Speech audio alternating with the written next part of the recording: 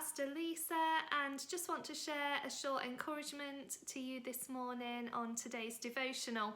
And I'm going to read for you a short verse in Exodus 13, but it's really revealing, I think, as to what God is up to sometimes in our lives when we see a delay in something, or we're not seeing something come to fruition as quickly as we would like. So this is Exodus 13, 17 to 18.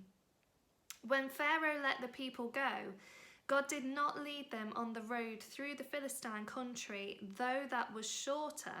For God said, if they face war, they might change their minds and return to Egypt.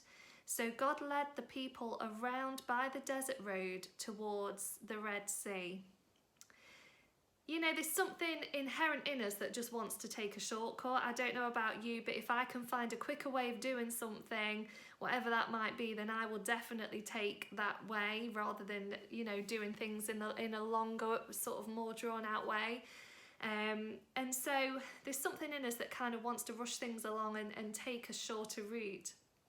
But what's interesting about this verse is that God actually deliberately takes them on a longer route. It says he didn't take them on the road through the Philistine country, though that was shorter. So we've got to ask ourselves, well, why is that? Why is God taking them on the long way round, which kind of, you know, looks to them like there's a delay in the promise, there's a delay in him getting them to where he's promised them that they're going to be.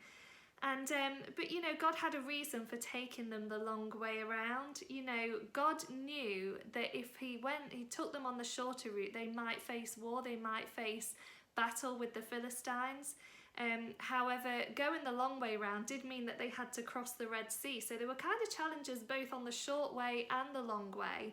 But God in his wisdom knew that they couldn't handle war, but they could handle the Red Sea. And so he took them the long way round and led them on the route to the Red Sea, which took a lot longer than it would have done if he'd have sent them on the road through the Philistine country.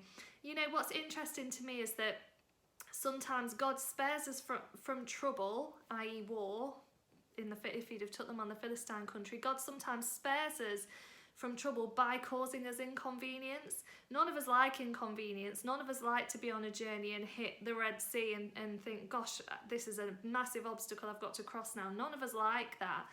You know, so God kind of caused them inconvenience, but in doing so, he was sparing them from trouble. And, you know, God works in mysterious ways in our lives. We don't always understand it.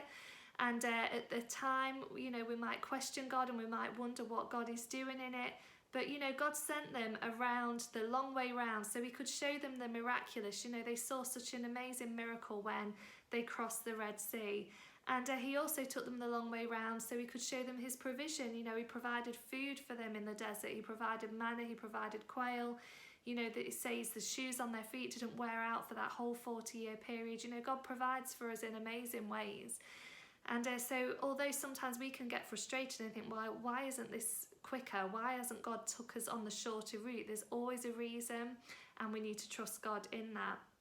A little later on in Exodus 23, God says these words, I will send the hornet ahead of you to drive out the Hivites, the Canaanites and the Hittites out of your way, but I will not drive them out in a single year, because the land would become too desolate and the wild animals too numerous for you. Little by little I will drive them out before you until you have increased enough to take possession of the land. And another amazing illustration here of God, you know, not doing something quickly in our lives. It actually says little by little. And, you know, there's a strategy behind God's delays in your life. God doesn't delay without a cause, and if God causes a delay, it's because he is making a way. And the reason behind his delay here in driving out the enemies of his people was because he knew that if the enemies were driven out in a single day, that the land that they were left with would be too much for them to cope with. They wouldn't be able to cope with the livestock, with the care of the land, with the agricultural side of things. And so God drove their enemies out little by little. There was a reason behind it. And God's reasons behind delays and long ways around in our lives are often to refine us, to spare spare us more hurt, to save us from something, to build trust, that we trust him in everything that he's doing, for us to glean knowledge and information and wisdom in that season, for us to learn some lessons, for him to chip some blocks off our shoulders, you know, for us to learn how to develop more godly characters in those seasons. And there needs to be an increase in us so that we can take on the new land that he is leading us to.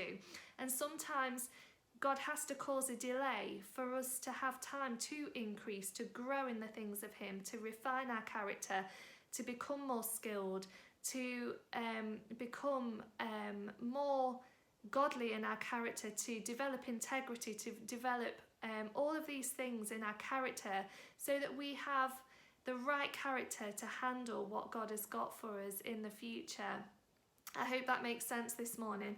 And so sometimes God does things little by little in our lives. Yes, it is frustrating. Yes, we'd all like to rush ahead to the promise and we'd like to rush ahead to the good stuff. And none of us like the grind of sort of the journey sometimes. You know, journeys can be frustrating. However, you know, God is making a way. There's a reason behind his timings in our lives. And, you know, we really just need to trust him with that. So don't be discouraged. If you're on the long way round, if you're not in your promised land yet, don't be discouraged. God hasn't left you. Actually, he is more than at work in your life. He is preparing the ground for you. He has a plan. And so we need to trust him in that. So just a little encouragement this morning. If you feel like the promises of God are long in the coming, just trust him. He's at work in your life. And God bless you today. Praying for you, sending lots of love, and hope you have a fantastic week.